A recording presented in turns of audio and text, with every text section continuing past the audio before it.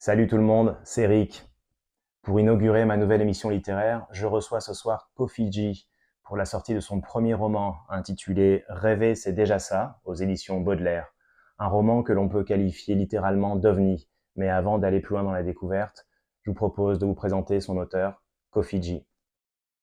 Salut Kofi G, merci d'avoir choisi mon émission pour faire ta promo. Bonsoir Rick, merci à toi de me recevoir dans ton émission. Alors, je disais que votre bouquin, Kofiji, Rêver, c'est déjà ça, c'est un ovni littéraire, c'est un livre funky, pop, hip-hop, ou même carrément rock'n'roll par moment. Je vous fais le pitch et je vous explique.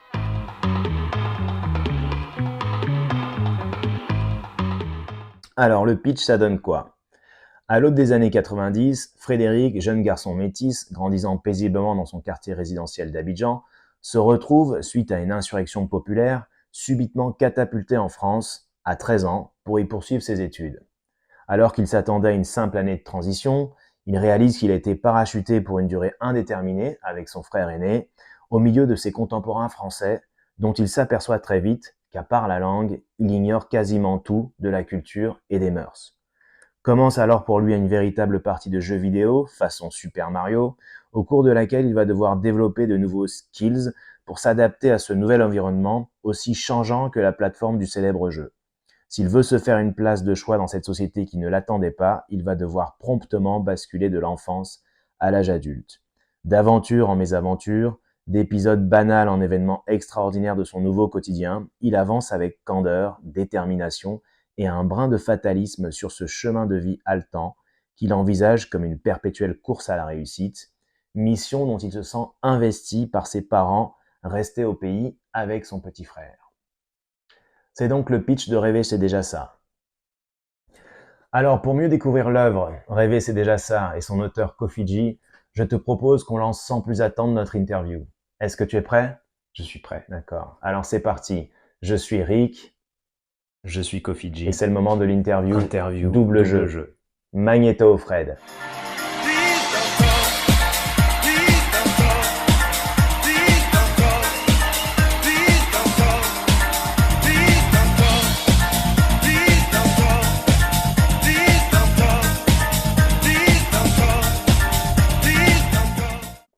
Ah voilà, l'ambiance bleue, ça me ressemble beaucoup plus déjà.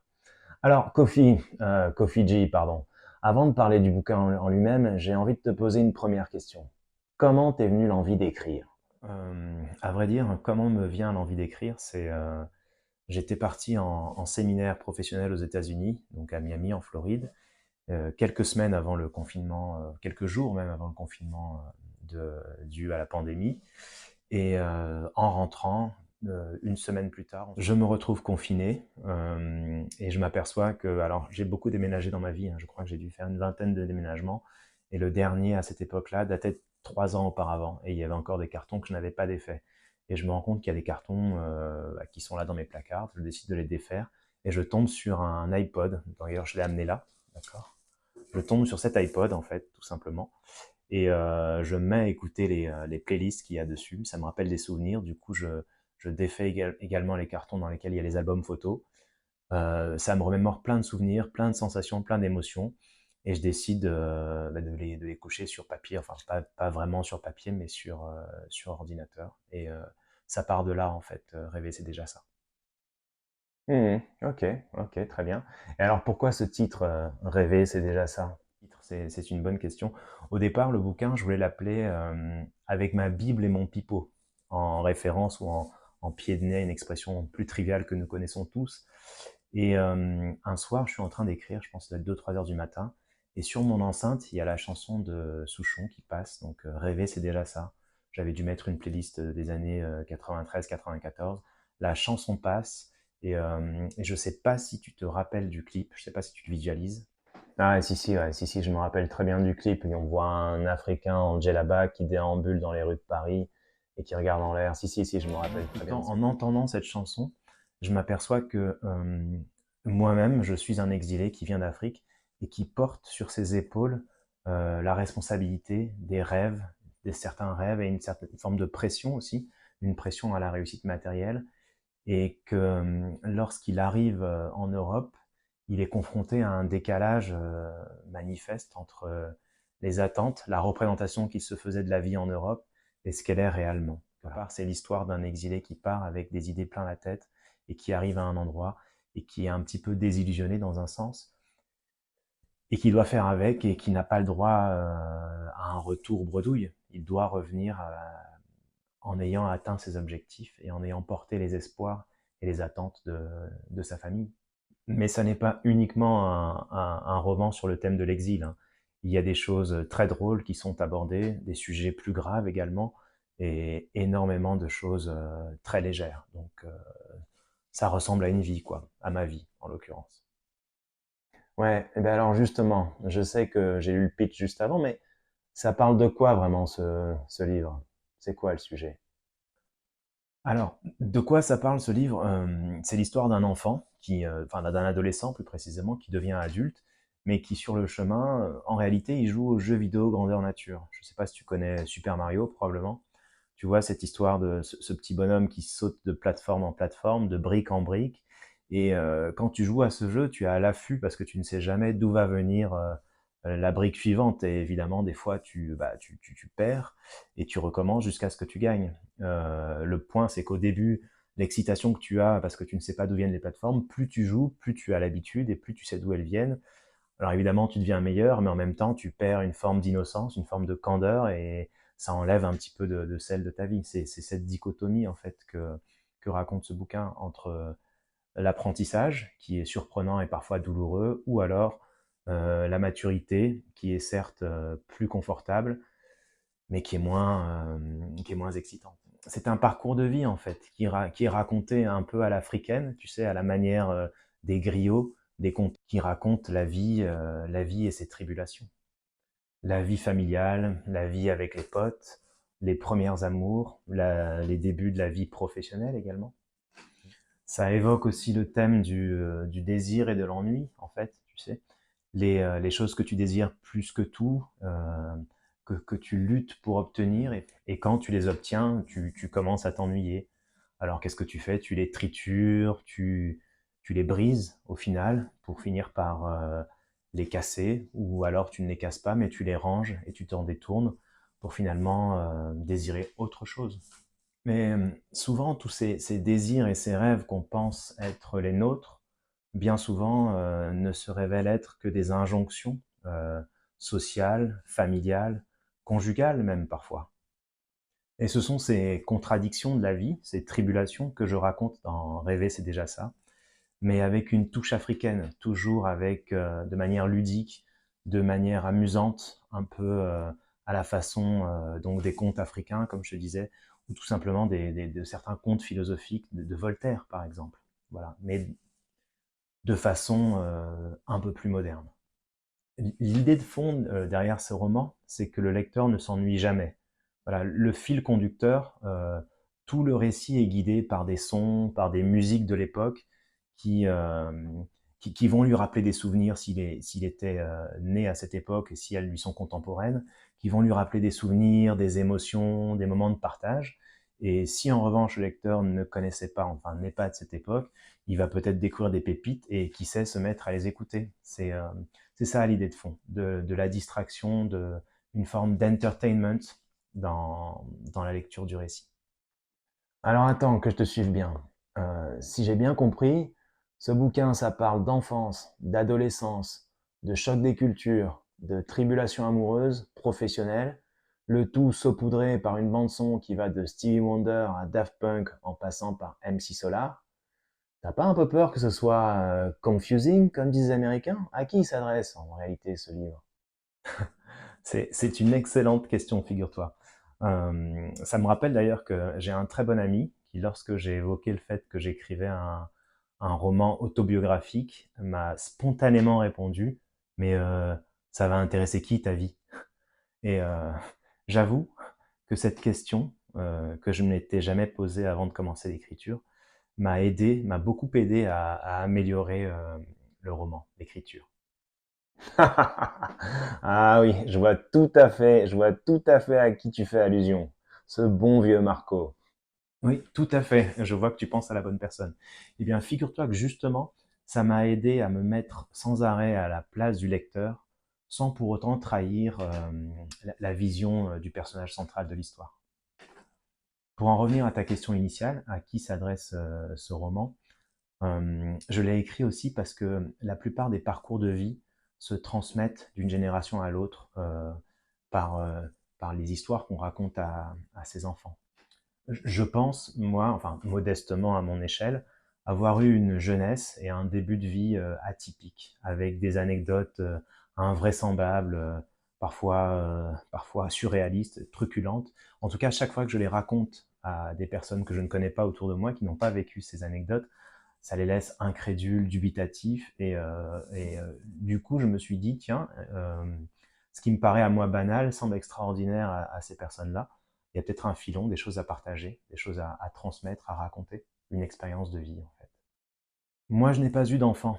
Euh, alors si je venais à disparaître demain, toutes ces histoires, toutes ces anecdotes disparaîtraient avec moi.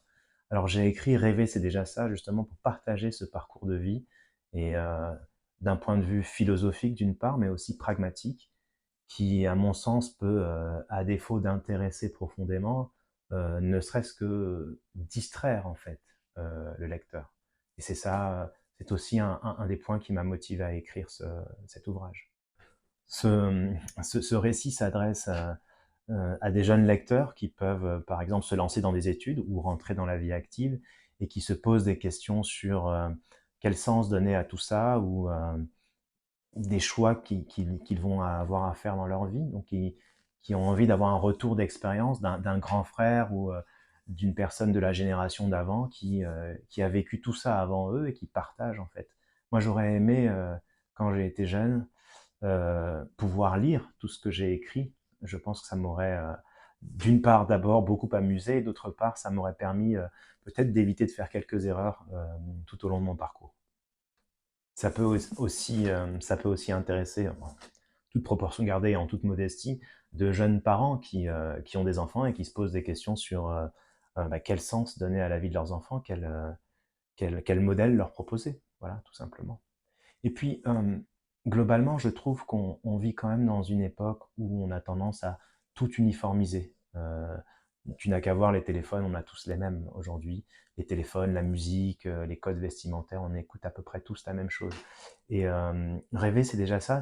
Voilà, c'est un livre qui permet d'expliquer qu'on peut se démarquer, sortir du lot, prendre des risques pour aller chercher de belles victoires personnelles, connaître aussi des échecs qui peuvent être cuisants, vivre en fait, et se rendre compte qu'au final, il n'y a pas qu'un seul chemin qui mène au bonheur, et qu'il n'y a pas d'ailleurs qu'une seule recette du bonheur, ni même qu'une seule définition, il y en a plusieurs. Mais il ne faut pas non plus trop se prendre la tête, hein. C'est une œuvre littéraire qu'on peut lire sur un transat à la plage, dans un hamac, ou tout simplement pendant une sieste, ou au coin d'un feu de cheminée pendant ses vacances d'hiver. Il n'y a pas, ça n'est pas un récit qui va révolutionner vos vies.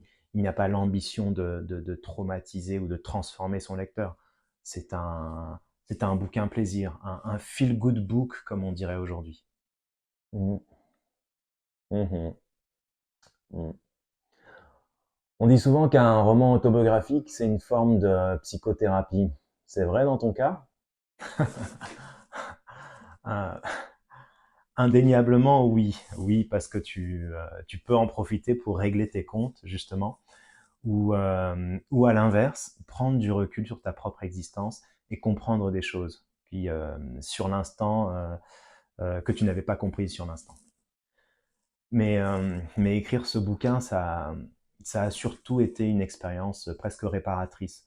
Je reviens sur le terme feel good, parce qu'il est évident qu'avec 30 ans de recul, ce qui te paraissait insupportable ou insurmontable en tant qu'enfant, avec un regard d'adulte et avec le parcours accompli, eh ben tu te rends compte que ça n'était pas si grave, c'est beaucoup plus facile. Donc c'est vraiment un récit qui m'a permis, moi en tout cas, de me réconcilier avec moi-même, mon entourage, et beaucoup d'idées que je me faisais de la vie. D'ailleurs, pour l'anecdote, et puis pour illustrer cette notion de feel good et de plaisir. Je ne sais pas écrire en journée, donc j'écrivais la nuit en mettant la musique à fond et Dieu merci, mes voisins sont très tolérants. Et plus j'écoutais les morceaux, plus ça réveillait en moi des souvenirs et des anecdotes que j'avais oubliées. Et donc je me mettais à écrire encore plus vite pour fixer tout ça sur l'écran. Et le morceau d'après arrivait, il me rappelait encore des souvenirs. Et du coup, j'ai passé des nuits blanches, mais très agréables, quoi. Bon, après, c'était plus dur le lendemain matin pour aller travailler, mais bon, ça fait partie du jeu. Le plaisir, ça se paye. Voilà. En résumé, plus qu'une thérapie pour guérir le pathos, c'est vraiment une dose de bonheur que d'écrire ce roman. J'ai beaucoup ri, euh, j'ai quelquefois pleuré, plus de joie d'ailleurs que de tristesse. Ça permet aussi de reparler virtuellement avec des personnes qu'on a perdues de vue et avec qui on avait encore des choses à se dire. Alors, des personnes qu'on a perdues de vue, soit parce qu'on s'est éloigné, ou soit parce qu'ils sont décédés.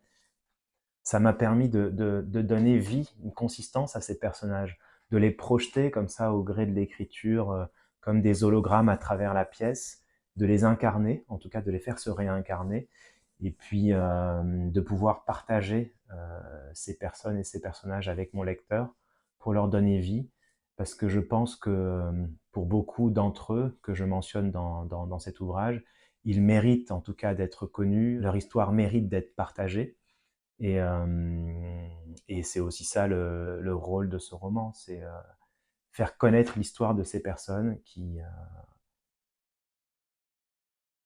dont l'existence vaut le coup d'être connue et partagée. Et nous avons tous, je pense, dans nos vies, des êtres, des personnes, des personnages pour lesquels on voudrait écrire un livre ou faire un livre de leur vie ou même un film. En parlant de personnages, justement, je n'évente aucun secret en révélant que le héros de ce bouquin, c'est toi, en fait. Mais tu utilises un pseudo, donc Kofiji, pour raconter la vie de Frédéric, que tu scindes, pardon, en Fred d'un côté et Rick de l'autre, donc moi en l'occurrence. Tu serais pas un peu schizophrède? Schizophrène, joli jeu de mots. Non, euh, plus que de la schizophrénie, c'est euh, c'est le personnage qui est multiple. Mais c'est vrai que sa dualité ressort tout au long du récit. Et puis j'en ai joué. C'est vrai il est gémeaux, il est métis, moitié blanc, moitié noir, moitié africain, moitié européen. Même son groupe sanguin est double en fait. Il est AB+. Il joue de sa dualité tout le temps. Et puis il s'appelle Frédéric, donc j'ai scindé le prénom en deux, Fred d'un côté et Rick de l'autre, ce qui m'a permis de créer le gentil et le méchant. Oui, ça m'est venu en cours d'écriture, de dédoubler le personnage pour justement changer de point de vue, d'angle de narration, pour donner plus de rythme justement au récit. Et puis, ça permet de s'amuser, de sortir de sa propre coquille. Oui, oui, oui.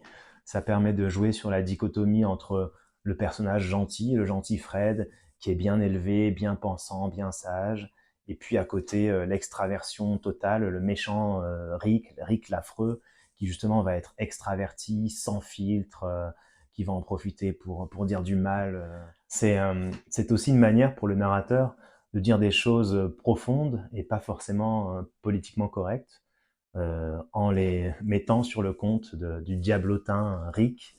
Et Rick, c'est le côté obscur, le côté inavouable du personnage. Il est macho, il est sexiste, il est patriarcal, il aime le foot, les bagnoles, les bimbos. Il est totalement anachronique de notre époque actuelle, mais il a le mérite d'exister. Que veux-tu? Je défends les intérêts de ma communauté, qu'on pourrait quasiment qualifier d'espèce menacée. Mais je suis assez content du résultat. Ça donne ce changement de rythme, ce changement de point de vue, ça donne de la fraîcheur au récit. Et en fin de compte, pourquoi publier sous un pseudo? Bonne question. Au début, je comptais publier sous mon vrai nom.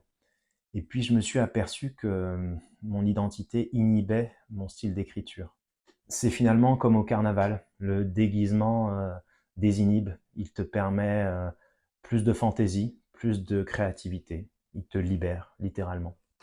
Le pseudonyme te donne plus de recul aussi sur ton propre personnage. Il te permet d'être moins compatissant, d'être plus objectif sur ton personnage central qui en réalité n'est pas forcément le gendre idéal. Et puis tu peux asséner quelques vérités ou même quelques coups bas en te disant c'est pas moi qui parle, c'est Kofidji. Donc de ce point de vue-là, le pseudonyme est assez utile. Merci. Merci pour tes réponses, Kofidji. On arrive à la fin de cette interview. Si tu devais résumer en quelques lignes, pourquoi se procurer rêver, c'est déjà ça? Ah, c'est la question pour faire vendre. Alors je vais choisir mes mots. Je dirais que pourquoi se procurer rêver, c'est déjà ça.